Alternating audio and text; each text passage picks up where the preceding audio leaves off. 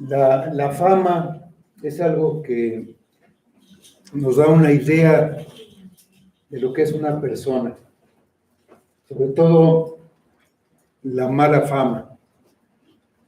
Cuando nos dicen, bueno, ten cuidado porque ese tiene fama de mentiroso, pues sabes que es muy probable, casi seguro que te vaya a mentir.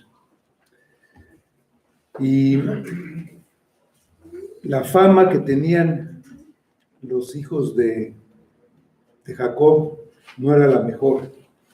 Entonces él les reportaba la mala fama que tenían ellos. Vamos a seguir en Génesis, el capítulo 38,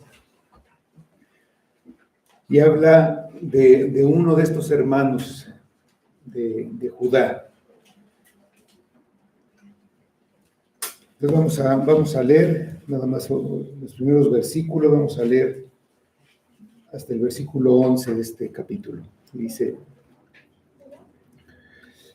aconteció en aquel tiempo que Judá se apartó de sus hermanos y se fue a un varón adulamita que se llamaba Hira. Y vio allí Judá la hija de un hombre cananeo, el cual se llamaba Súa, y la tomó y se llegó a ella.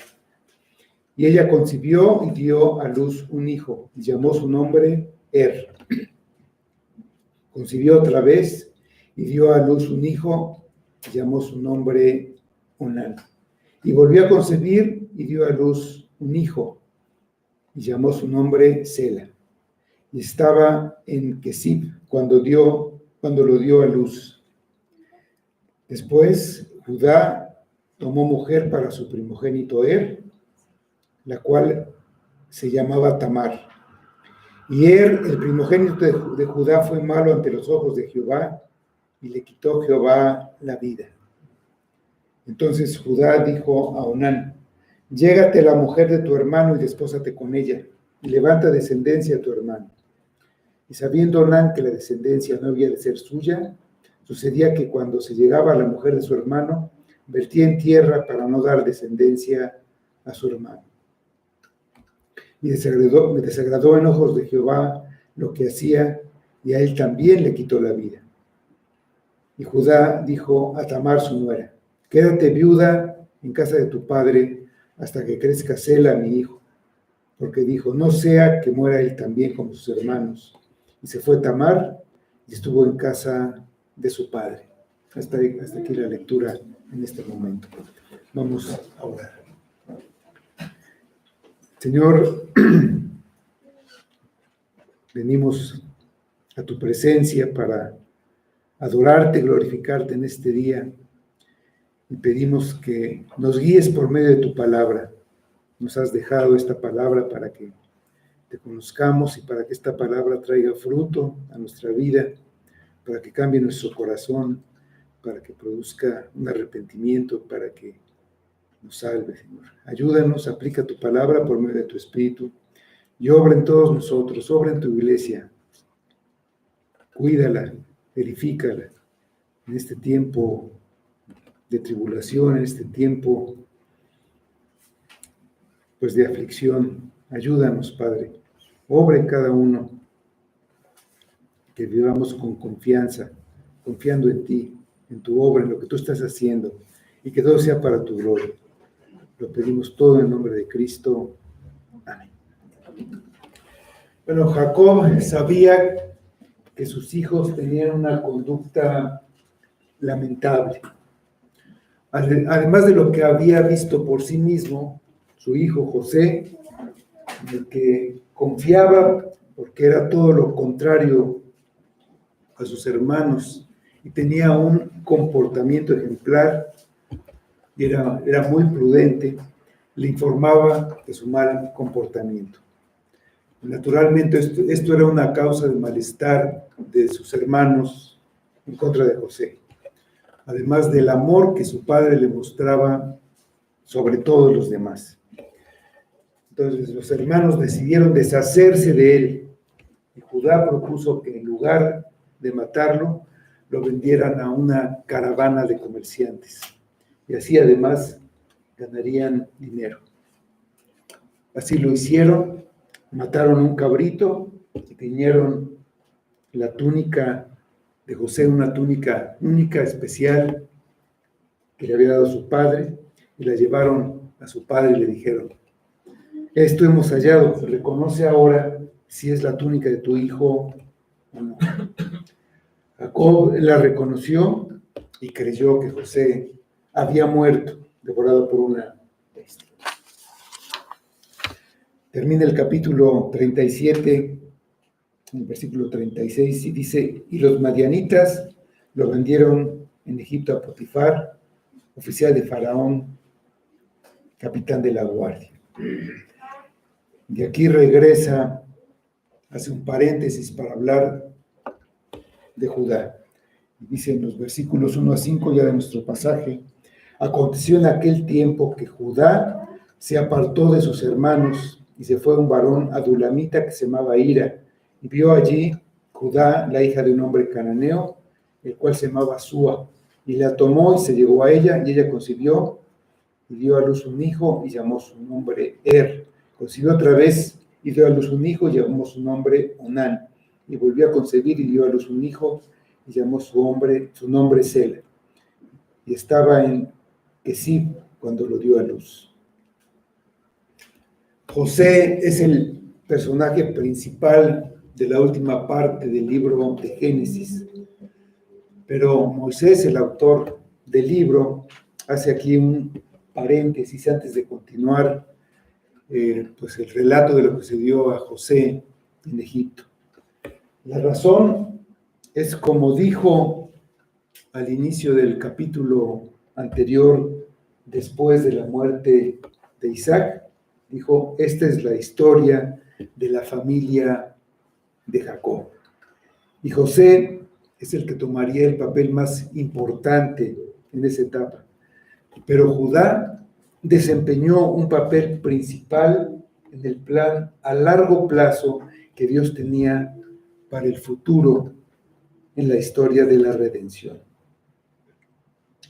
De los 12 hijos de Jacob, Rubén, el mayor, cometió incesto.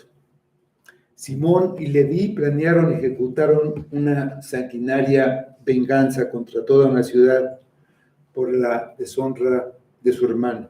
Y todos los demás, con excepción de Benjamín, participaron en la venta de José como esclavo.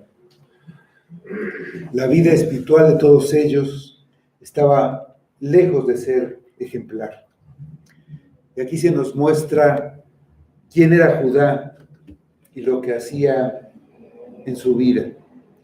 Quizá acciones como esta son las que José reportaba a su padre, tanto de Judá como de sus hermanos. Pudiera caber la posibilidad de que al proponer vender a José a la caravana de comerciantes, en lugar de dejarlo morir en la cisterna, Judá estuviera pensando en salvar la vida de José. Pero los motivos que él declara son obtener una ganancia en dinero y además no ser ellos los culpables de un asesinato.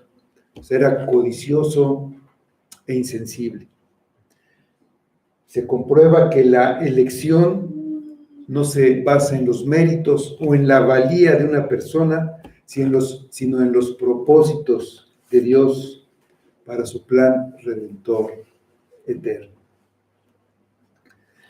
En aquel tiempo, como dice el versículo, se refiere al tiempo de la venta de José. Quizá pasó algún tiempo, pero Judá se apartó de sus hermanos. José fue separado por la fuerza.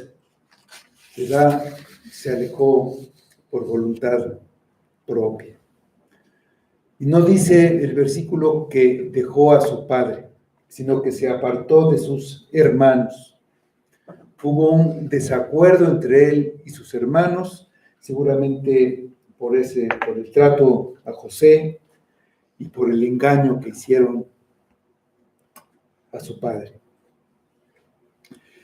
Es interesante que desde antes que el Mesías fuera rechazado, la tribu de Judá se había separado de las 10 tribus, como ocurrió después de la ruptura del reino, después del rey Salomón.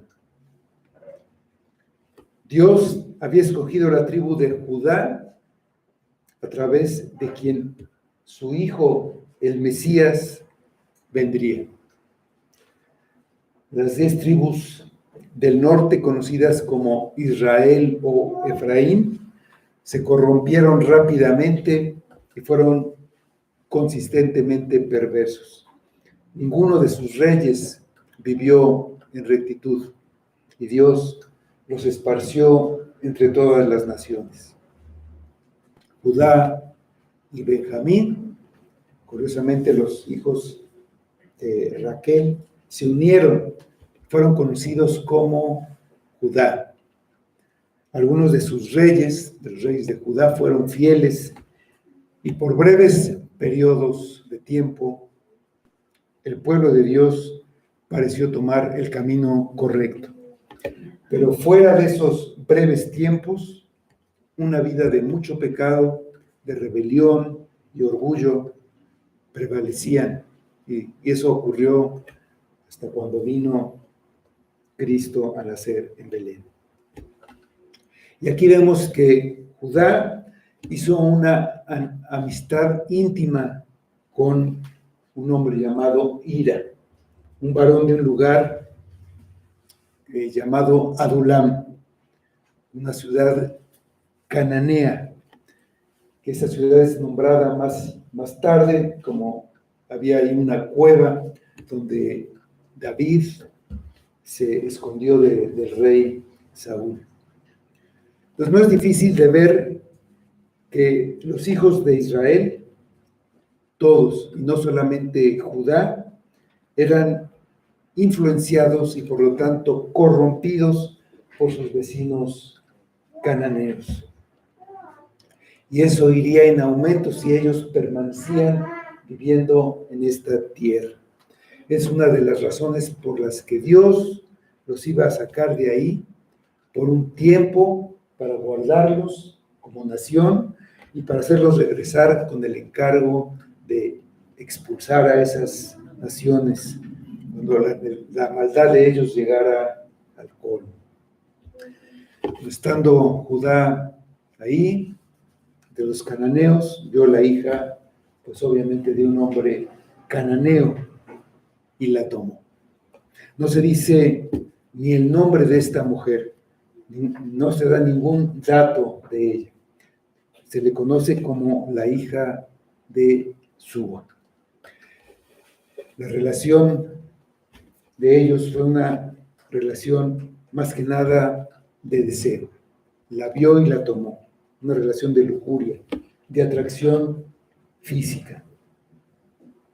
Él la tomó sin considerar el cuidado que había tenido Abraham para que la esposa de Isaac no fuera una mujer cananea, y después Isaac había tenido cuidado para que Jacob no tampoco tuviera una mujer cananea.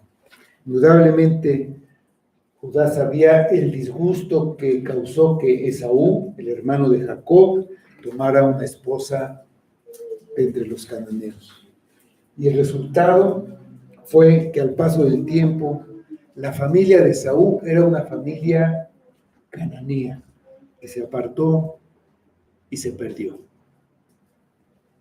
Los cananeos no adoraban a Dios verdadero, por lo que la esposa cananea de Judá no podía enseñarles a amar al Dios verdadero, al Dios del pacto, y a confiar en sus promesas. Además, los cananeos estaban bajo la maldición de Dios por su antepasado Cam, el padre de Canaán, todas esas naciones. Pero sobre todo por su rebelión y su idolatría. Vivían en una maldad que iba en aumento y finalmente serían expulsados de la tierra para que fuera esa tierra herencia de los descendientes de Abraham. Pues tuvo 3 hijos, leímos, el mayor se llamó el segundo Onán y el menor Sela. Y el último, este último dice, añade el dato de que estaba en un lugar llamado Kesib. Ese tiene el significado de engaño o falsedad, que fue lo que finalmente Judá hizo con su nuera más adelante. Dicen los versículos 6 y 7. Y después Judá tomó mujer para su primogénito la cual se llamaba Tamar. Y el primogénito de Judá, fue malo ante los ojos de Jehová, y le quitó Jehová la vida. Contrario a lo que había hecho Judá tomó una mujer para su primogénito. Fue él el que, de acuerdo a las costumbres de la época, se hizo cargo de arreglar la boda y hacer los arreglos con la familia de la mujer. No se especifica, pero lo más probable es que Tamar, la mujer que tomó como esposa para su hijo, fuera una mujer cananea, pues obviamente por el lugar en el que estaban viviendo. No se dice qué hizo pero el primogénito de Judá fue malo a los ojos de Jehová. Debió hacer algo sumamente grave y persistir en ello para que Dios trajera un juicio inmediato contra él. Hemos visto el comportamiento de Judá y sus hermanos. Su pecado incluía incesto, asesinato, robo y saqueo, odio a un hermano y engaño a su padre. Y sin embargo, a ninguno de ellos Dios le quitó la vida. Todos ellos, al paso del tiempo, serían transformados para ser los patriarcas de las tribus que formarían la nación de Israel. Dicen los versículos 8 a 11. Entonces Judá dijo a Onán: llégate a la mujer de tu hermano y despósate con ella, y levanta descendencia a tu hermano. Y sabiendo Onán que la descendencia no había de ser suya, sucedía que cuando se llegaba a la mujer de su hermano, vertía en tierra para no dar descendencia a su hermano. Y desagradó en ojos de Jehová lo que hacía, y a él también le quitó la vida. Y Judá dijo a Tamar, su nuera: quédate viuda en casa de tu padre hasta que crezca Sela, mi hijo, porque dijo: no sea que muera él también como sus hermanos. Y se fue Tamar y estuvo en casa de su padre. Sin la gracia, el pecado y la ira de Dios destruirían al pueblo de su pacto, de la manera como Dios mató a los hijos de Judá. Si vemos la historia, los que iban en el desierto, los que salieron de Egipto, que era el pueblo de Dios, solo 2 entraron en la tierra prometida. Los demás fueron juzgados por su rebelión, por su pecado, no entraron. Sin la gracia, esto es lo que ocurriría a todos.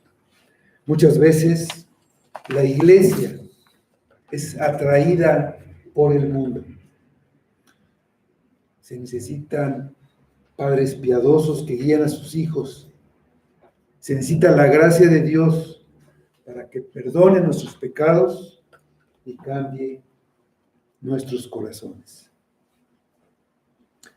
Al morir Judá ordenó a su segundo hijo, Onán, que levantara descendencia a su hermano. Esta es la primera mención en la Escritura de la antigua costumbre por la que se esperaba que un hermano de un hombre fallecido y que no había dejado heredero se casara con la viuda. Los descendientes de esa unión se consideraban hijos y herederos del fallecido. Esta costumbre después se hizo ley, ya dada por Moisés al pueblo, y se conoce como la ley del levirato. El libro de Génesis tiene un especial interés en seguir la pista desde su origen a la simiente de la mujer, por lo que es de especial interés la descendencia de Judá, porque uno de sus descendientes tendrá un papel fundamental en la derrota de la serpiente. Uno de ellos, en el futuro, sería el que aplastaría la cabeza a la serpiente. Como era el primogénito de Judá, sería el que habría de heredar la posición de liderazgo de la familia y una doble porción de la herencia familiar. Cuando él murió, su primogénito sería el que heredaría esos privilegios. Y Onán los quería para él. Y lo que hacía era, al tener relaciones sexuales con Tamar, evitaba que concibiera. Y porque sabía que si concebía, el niño sería considerado como hijo de Er, sería el primogénito. Con esto pecaba contra su hermano fallecido y también contra Tamar. El nombre de su hermano se perdería y ella no tendría quien la sostuviera. Probablemente ella viviría el resto de su vida como una viuda indigente, ya que en esa cultura no se permitía que las mujeres trabajaran, no había manera de trabajar. Onán estaba siendo profundamente egoísta y codicioso. Eludió su responsabilidad, usaba a Tamar para su gratificación sexual, pero se negó a darle el hijo que sería considerado de Er.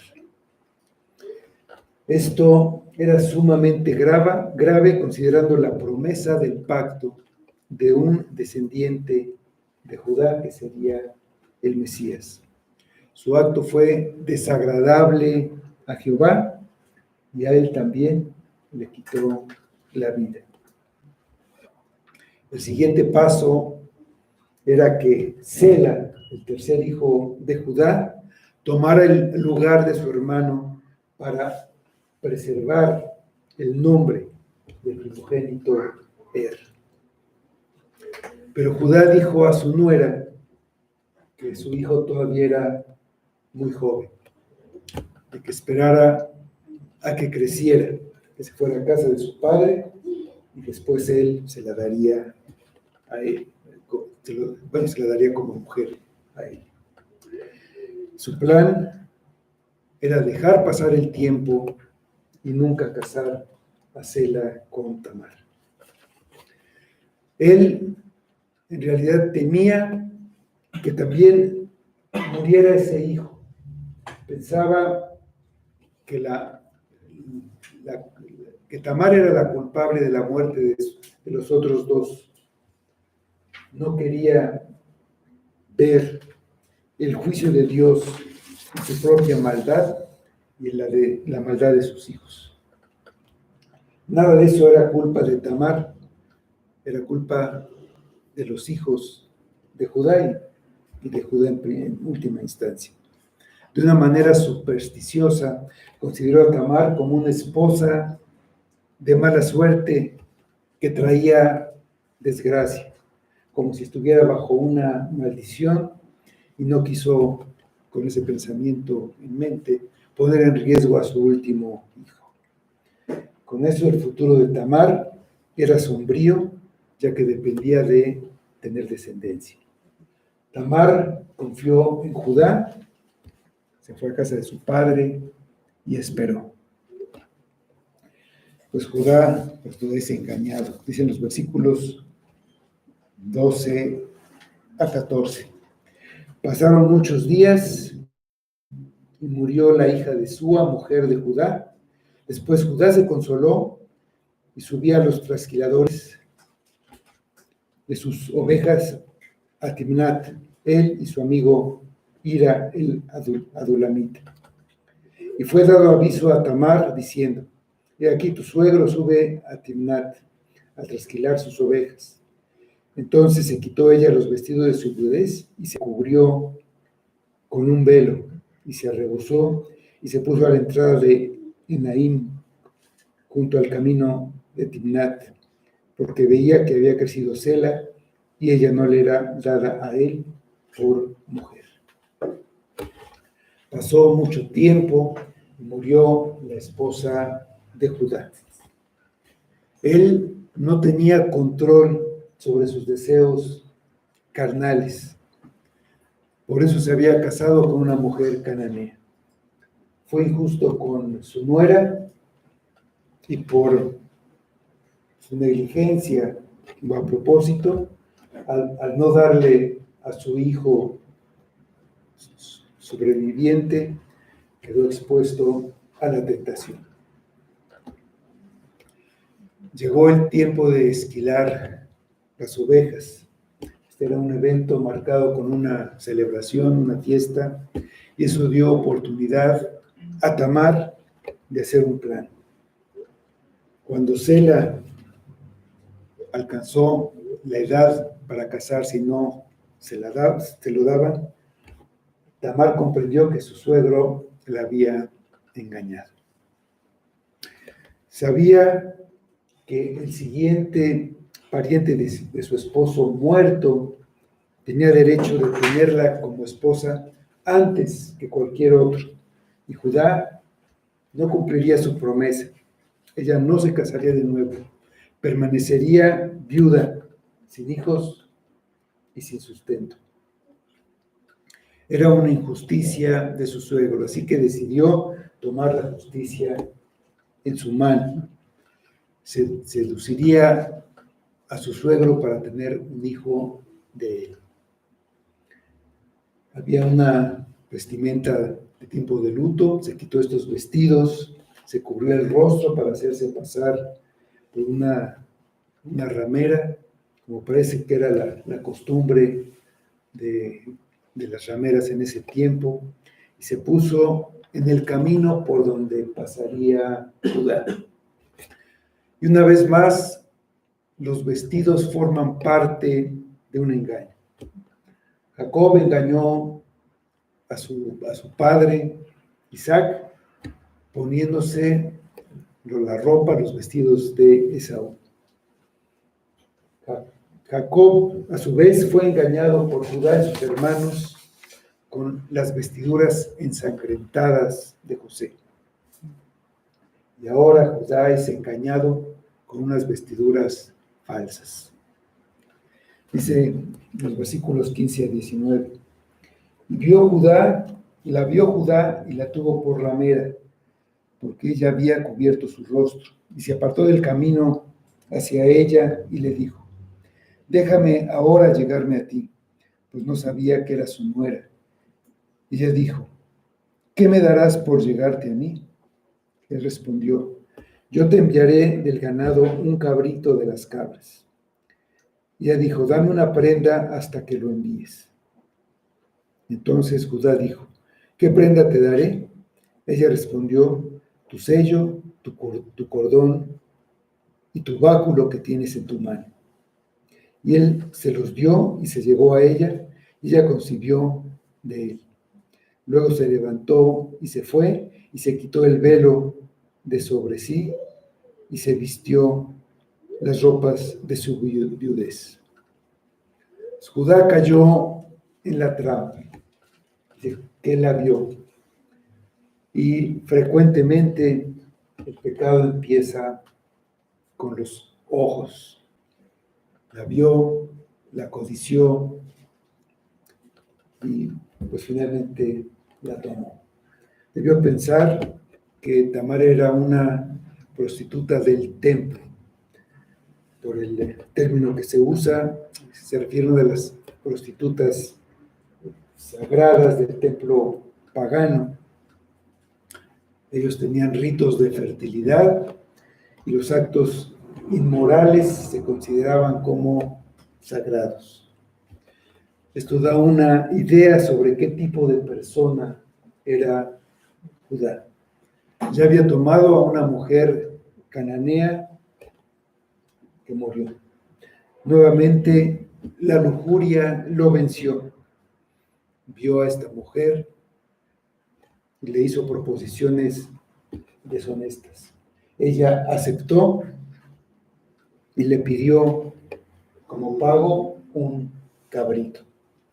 También le pidió una garantía de que realmente iba a mandar el animal. Y Judá estaba dispuesto a darle lo que le pidiera. Como garantía le pidió unas prendas personales que después le servirían a ella como prueba de lo que había sucedido.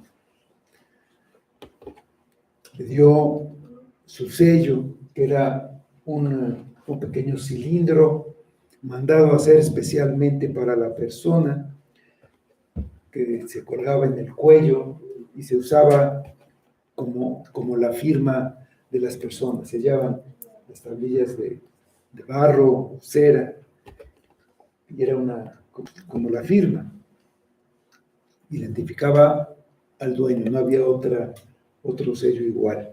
El báculo también servía como identificación, sobre todo de personas prominentes, acaudaladas, y también era algo único. Aunque Judá fue culpable de incesto con su nuera por ignorancia, no sabía que era su nuera, sin embargo, voluntariamente fue culpable de fornicación. Quien quiera que fuera, sabía que no era su mujer, y una vez más se dejó llevar por sus pasiones. En contraste, José en Egipto resistía la tentación de la mujer de Potifar. Dicen los versículos 20 a 23. Y Judá envió el cabrito de las cabras por medio de su amigo el adulamita, para que éste recibiese la prenda de la mujer, pero no la halló. Y preguntó a los hombres de aquel lugar, diciendo: ¿dónde está la ramera de Naim junto al camino? Y ellos le dijeron: no ha estado aquí ramera. Y entonces él se volvió a Judá y dijo: no la he hallado.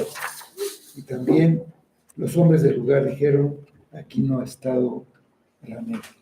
Y Judá dijo: tómeselo para sí, para que no seamos menospreciados. He aquí, yo he enviado este cabrito y tú no la hallaste. Judá envió el cabrito por medio de su amigo cananeo para recuperar sus prendas, pero no halló a la mujer, ni preguntando a los hombres de la región. No la pudo encontrar y regresó con la noticia a Judá. Judá no se preocupó, no le preocupó mucho haber perdido su sello y su báculo, y ya no quiso hacer más investigaciones. Seguía preguntando, pues la gente sabría que algo había pasado. Que se los quede para que no seamos menospreciados. Y vemos que lo que le preocupa es su reputación. Y tal vez le preocupaba que se rieran de él por ser tan necio de haberle confiado sus prendas a una prostituta.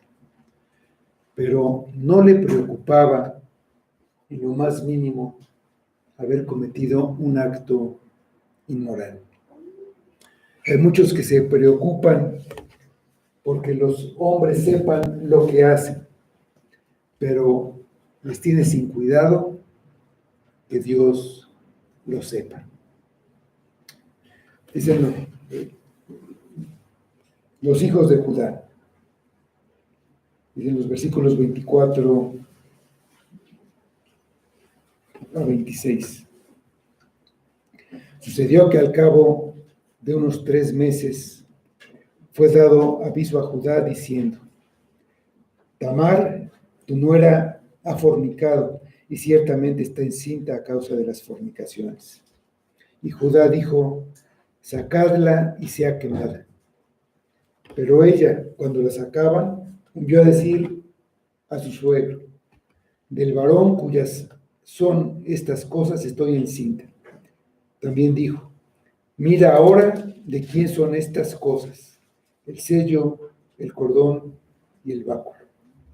Entonces Judá los reconoció y dijo: más justa es ella que yo, por cuanto no le he dado a Sela mi hijo, y nunca más lo conoció.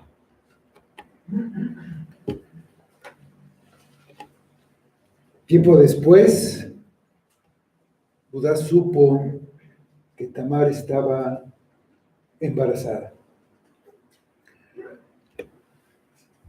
Él se indignó. Había fornicado. Era una adúltera.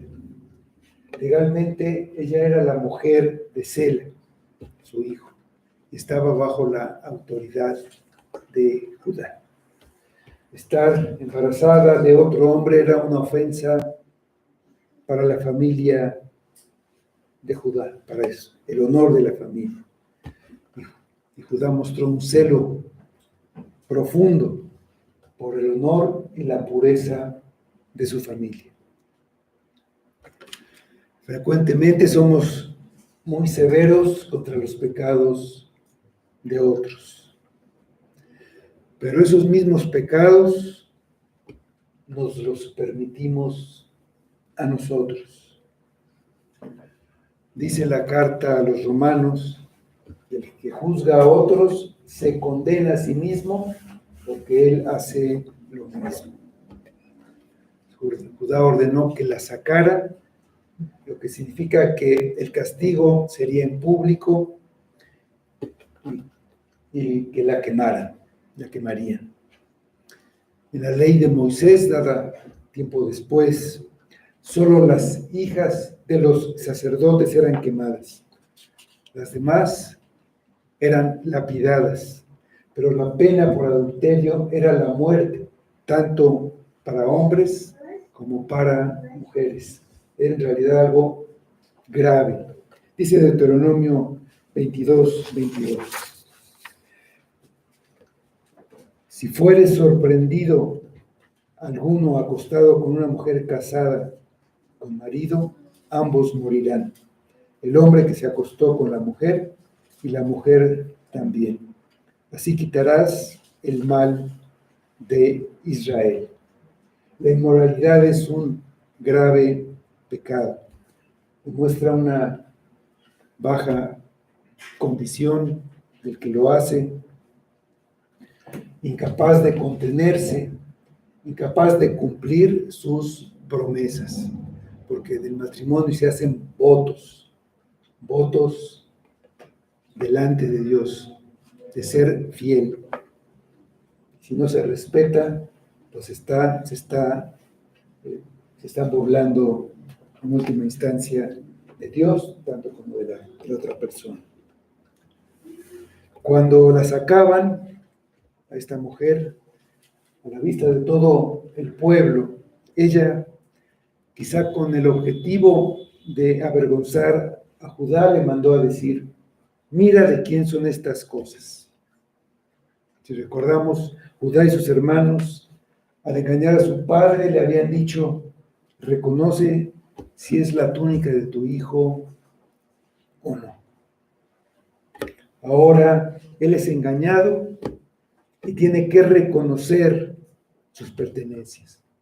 Y al reconocerlas, tiene que reconocer que es tan culpable como Tamar del adulterio. no le queda más remedio que reconocer su pecado. Más justa es ella que yo. Judá podía ver a través de todo que en realidad él tuvo la culpa por no haber dado a Tamar al esposo que le correspondía en su hijo Sela. Él quedó expuesto ante toda la comunidad, quedó humillado. Y parece que este es el punto donde él empieza a ser transformado por la gracia y por el Espíritu. Dice el pasaje que nunca más la conoció, nunca volvió a ese pecado. Hubo arrepentimiento. Aquel que no abandona su pecado no se ha arrepentido verdaderamente. El arrepentimiento es dejar el pecado, un cambio que se vea. No solamente sentir arrepentimiento, sentir vergüenza, dejar el pecado, darle la espalda, si no, no ha habido arrepentimiento. Los cambios de Judá son notables. Él pudo haberse quedado con los cananeos y perderse definitivamente como Esaú o como Ismael, pero regresó a la familia del pacto. Después fue él el que tomó el liderazgo y se hizo responsable ante su padre de su hermano menor para salvar a toda la familia. Cuando antes había estado de acuerdo en matar a su hermano, y él fue el de la idea de ganar el dinero deshaciéndose de José. Pero ahora, después, él es otro, dice Génesis 43, versículos 8 y 9. Cuando Jacob les dice que vayan a Egipto por alimento. No querían ir por lo que había pasado. Entonces Judá dijo a Israel su padre: envía al joven conmigo y nos levantaremos e iremos a fin de que vivamos, no muramos nosotros y tú y nuestros niños. Yo te respondo por él. A mí me pedirás cuenta. Si yo no te lo vuelvo a traer y si no lo pongo delante de ti, seré para ti el culpable para siempre. Él cumplió lo que le prometió a su padre. Cuando en Egipto Benjamín fue acusado de robar la copa de José, ellos no sabían que era José, que era su hermano, pero este varón, como le decían, este varón principal de Egipto, ordenó que Benjamín se quedara como su siervo. Judá se ofreció a quedar como esclavo en lugar de su hermano. Irónicamente, él había propuesto vender a José como esclavo y ahora él sería esclavo en lugar de su otro hermano Benjamín. Esta es una figura de redención. Un inocente toma el lugar del culpable. Dice Génesis, los versículos, capítulo 43, versículos 30 a 34. Está hablando Judá con este varón de Egipto, que es el que está en lugar del emperador, y dice: ahora pues, cuando vuelva yo a tu siervo, mi padre, si el joven no va conmigo, como su vida está ligada a la vida de él, sucederá que cuando no vea el joven morirá, y tus siervos harán descender las canas de tu siervo, nuestro padre, con dolor al Seol. Como tu siervo salió por fiador del joven con mi padre, diciendo: Si no te lo vuelvo a traer, entonces yo seré culpable ante mi padre como siempre. Te ruego, por tanto, que quede ahora tu siervo en lugar del joven por siervo de mi señor, y que el joven vaya con sus hermanos. Porque, ¿cómo volveré yo a mi padre sin el joven? No podré, por no ver el mal que sobrevendrá a mi padre.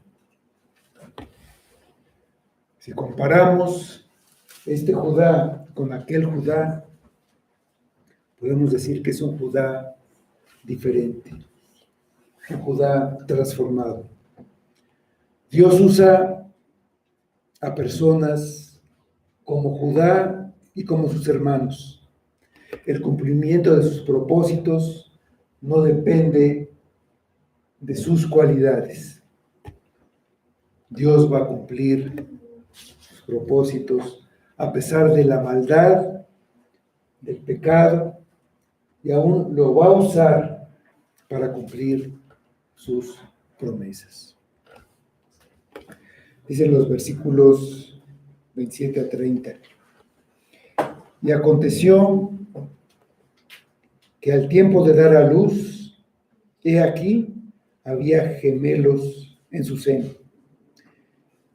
Sucedió cuando daba a luz que sacó la mano el uno, y la partera tomó y ató a su mano un hilo de grana, diciendo: este salió primero. Pero volviendo él a meter la mano, he aquí, salió su hermano. Y ella dijo: ¿qué brecha te has abierto? Y llamó su nombre Fares.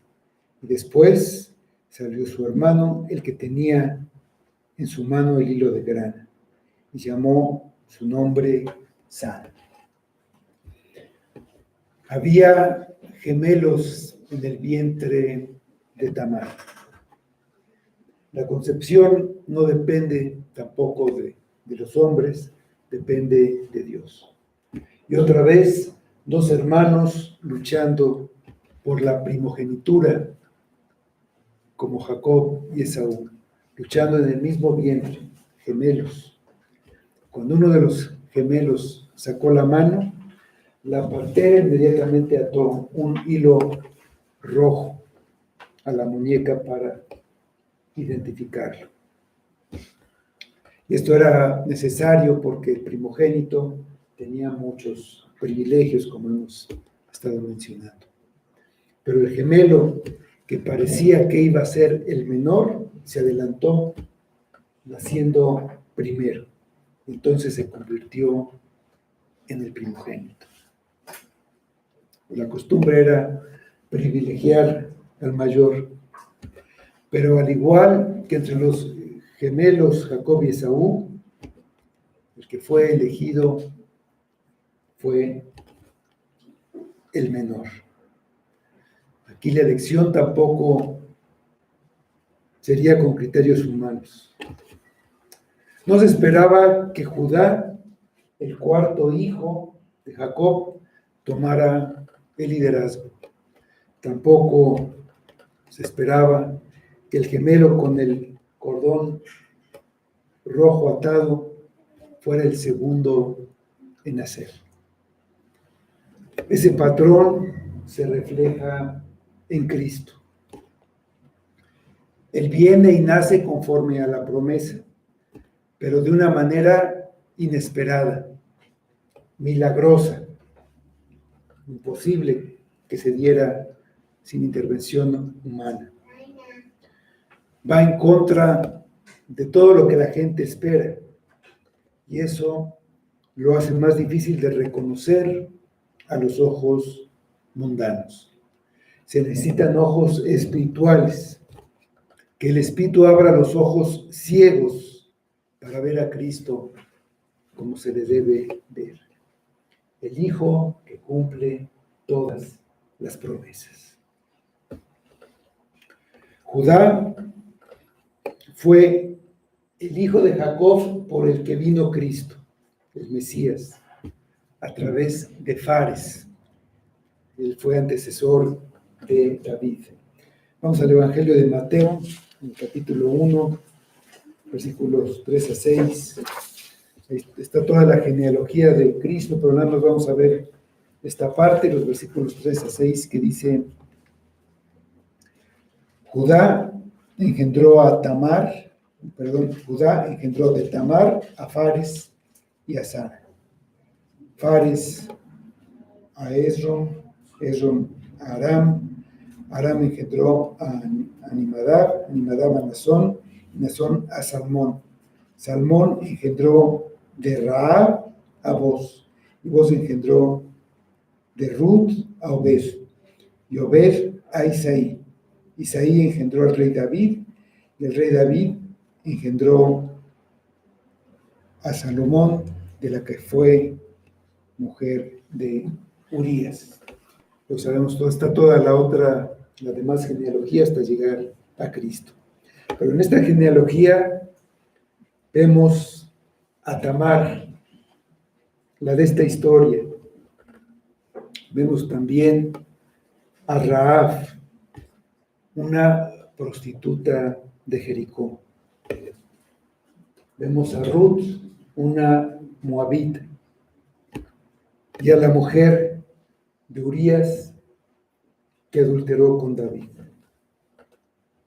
Y nos podemos preguntar el porqué de tanta inmoralidad en la ascendencia de Cristo. Está ahí no por accidente, sino a propósito, para comunicar el amor y la gracia de Dios a los pecadores, a los que han pecado en gran manera. Tienen que saber que se puede venir a Cristo y recibir perdón y ser recibidos por Cristo. No los echará fuera, sea lo que sea su pasado. En la sangre de Cristo hay perdón, y en la sangre de Cristo hay redención. Rahab era prostituta de una ciudad cananea. Creyó, tuvo fe. Un cordón en su ventana manifestó su fe. Ese cordón es un fruto que se puede ver. Ella fue transformada, fue salvada. Lo que importa no es lo que hiciste, sino que Dios salva y transforma a grandes pecadores. No importa lo que fuiste, sino lo que serás por la gracia transformadora de Cristo. Vamos a orar. Señor, te damos nuevamente gracias por recordarnos la obra de Cristo, lo que quiere hacer en grandes pecadores como nosotros. Ayúdanos, Padre, ayúdanos a ver nuestra maldad, nuestro pecado, a verlo claramente y ayúdanos a vencerlo, a darle la espalda, a caminar en sentido contrario, a alejarnos cada vez más de él, a eliminarlo, a exterminarlo de nuestra vida, que no permanezca en nosotros, en nuestro corazón, ese pecado que tanto amamos, pero que nos mata, nos destruye y nos condena. Obra en nosotros, Padre. Haznos ver a Cristo como debemos verlo. Abre nuestros ojos ciegos. Perdona nuestro pecado, nuestra maldad. Límpianos. Tráenos a tu casa, a tu iglesia. Obra en tu iglesia. Ten misericordia de todos, Señor, para salvación en este día. Que sea para tu gloria.